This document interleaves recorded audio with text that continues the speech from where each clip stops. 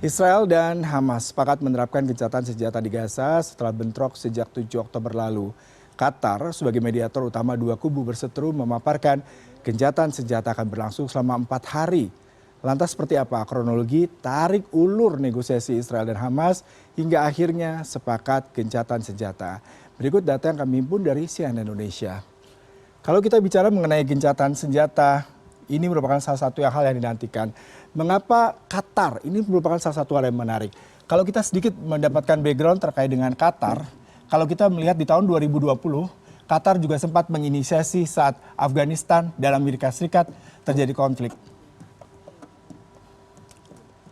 Dan kali ini sepertinya memang Qatar akan ikut berperan kembali untuk melakukan negosiasi terkait dengan ceasefire antara Israel dan Hamas sendiri. Nah, kalau kita bicara mengenai bagaimana itu terjadi, sebenarnya kronologisnya cukup panjang. Kalau kita melihat bahwasanya insiden ini terjadi pada tanggal 7 Oktober, sebelum peristiwa adanya serangan yang dilakukan oleh pihak Hamas terhadap Israel pada saat itu yang menewaskan 1.200 warga Israel, pihak dari Qatar sendiri dan Amerika Serikat sudah melakukan beberapa kali pertemuan undercover atau di bawah media, tidak dipublikasikan. Dan tujuannya adalah untuk mencegah kerugian yang lebih besar daripada aksi yang dilakukan oleh pihak Israel dan Hamas di jalur Gaza. Selain kalau kita bicara mengenai Qatar, ada juga Mesir yang ikut berperan. Secara geografis, kondisi dan lokasi Mesir dan juga Qatar di kawasan Timur Tengah memang sangat berperan memberikan bagaimana kondisi ke depannya terkait dengan kalau kita bicara negosiasi yang baik. Kita melihat 18 Oktober. Ini adalah waktu di mana kalau kita melihat Presiden Biden bertemu dengan Netanyahu, tapi sepertinya media tidak terlalu banyak mempublikasikan terkait hal ini. Di pertemuan ini mereka sedang membahas kira-kira negosiasi apa yang akan dilakukan, terutama negosiasi terkait dengan Sandra. Karena kalau kita bicara mengenai Sandra, dari pihak Hamas sendiri mengatakan dari pihak Israel sendiri ada mengatakan 240 lebih dan mereka berjanji akan melepaskan 50 orang. Dan dari pihak Israel sendiri nanti rencananya akan melepaskan sekitar 150 orang. Kemudian berbicara mengenai bagaimana mereka akan memberikan bantuan. Tadi ya sudah diberitakan bantuan, kemudian juga terkait dengan pergerakan militer. Nah, pergerakan militer ini salah satunya yang dibahas terkait dengan kesepakatan terkait dengan pergerakan drone di kawasan Gaza Utara dan Gaza Selatan. Nah, drone-drone ini memang untuk sementara dalam 4 hari, selama 6 jam sehari. Kalau nanti kesepakatan ini sudah disetujui, akan dihentikan beroperasi. Oke. Selanjutnya pada tanggal 23 Oktober, Hamas bebaskan 2 sandera warga negara Amerika Serikat. Ini merupakan bentuk dari bagaimana pertemuan daripada Qatar sendiri dan Amerika Serikat sendiri. Kalau kita bicara mengenai pertemuan ini, ada beberapa pihak yang terkait. Kalau bicara mengenai bagaimana Perdana Menteri Benjamin Netanyahu kemudian bertemu dengan Menteri Luar Negeri Amerika Serikat, Antony Blinken, bahkan Direktur CIA Bill Jake Sullivan, hingga utusan Amerika Serikat yaitu Brett McGurk. Nah, Brett McGurk ini salah satu utusan Amerika Serikat yang ada di kawasan Timur Tengah.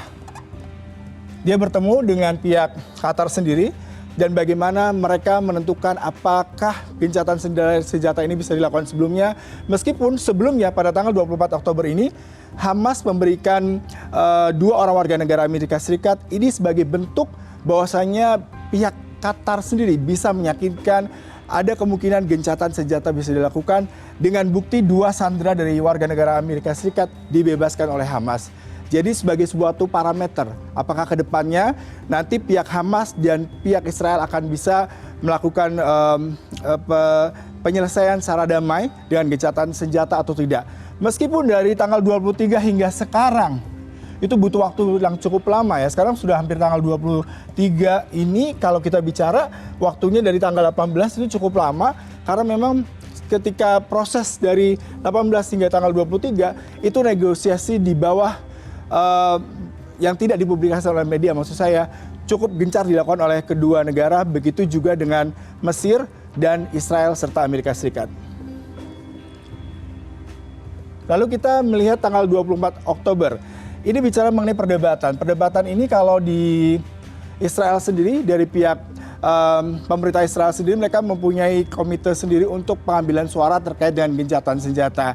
Karena Israel seperti tadi dikatakan oleh Benjamin Netanyahu, mereka tidak akan memberikan perpanjangan waktu karena mereka yakin masih tetap ingin untuk melucuti semua senjata dan keberadaan Hamas dari Gaza dan Palestina. Sehingga 4 hari ini dianggap tadi oleh warga Gaza tidak cukup signifikan terhadap perubahan peningkatan iklim perdamaian di kawasan Gaza dan sekitarnya.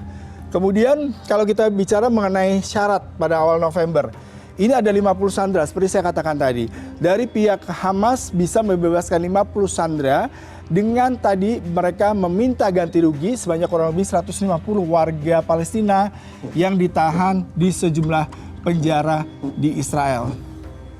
Nah, ini adalah suatu bentuk negosiasi win-win solution yang diharapkan bisa memberikan sebuah sinyal bahwasanya ke depan kondisi keamanan dan kondisi stabilitas hukum perdamaian bisa ditegakkan di sana. Meskipun juga saat ini sejumlah bantuan masih mengalami kendala dan adanya serangan tadi sejumlah rumah warga, ada 20 rumah warga hancur sehari sebelum adanya inisiatif gencatan senjata. Bisa Anda bayangkan apabila memang gencatan senjata ini akan terus dilakukan. Kemudian kalau kita lihat pejabat AS temui pimpinan Qatar. Seperti saya tadi katakan di awal, Qatar sepertinya memberi peranan cukup penting dalam proses negosiasi gencatan senjata Israel dan Hamas.